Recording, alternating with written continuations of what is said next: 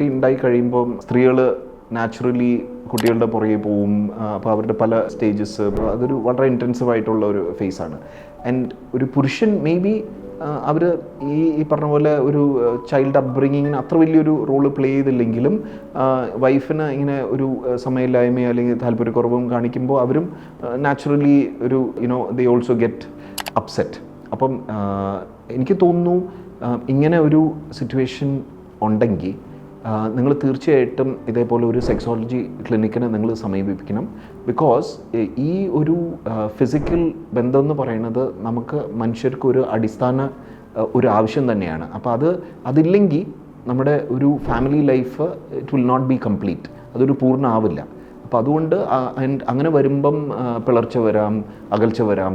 അപ്പോൾ അതുകൊണ്ട് തീർച്ചയായിട്ടും നിങ്ങൾ ഒരു സെക്സോളജി ക്ലിനിക്കിനെ സമീപിച്ചു കഴിഞ്ഞ് കഴിഞ്ഞാൽ ഇതിന് അപ്പം നമുക്കൊരു തീർച്ചയായിട്ടും നിങ്ങൾക്ക് എങ്ങനെ ഒരു ഇൻട്രസ്റ്റ്, മ്യൂച്വൽ ഇൻട്രസ്റ്റ് നമുക്കത് to keep that interest live, അല്ലെങ്കിൽ അതിനോടുള്ള ഇൻട്രസ്റ്റ് നമുക്ക് എങ്ങനെ കൂട്ടിക്കൊണ്ടുവരാം എന്നുള്ള രീതികളൊക്കെ ഞങ്ങൾക്ക് പറഞ്ഞു തരാൻ പറ്റും. ആൻഡ് ഈ sex life is very important.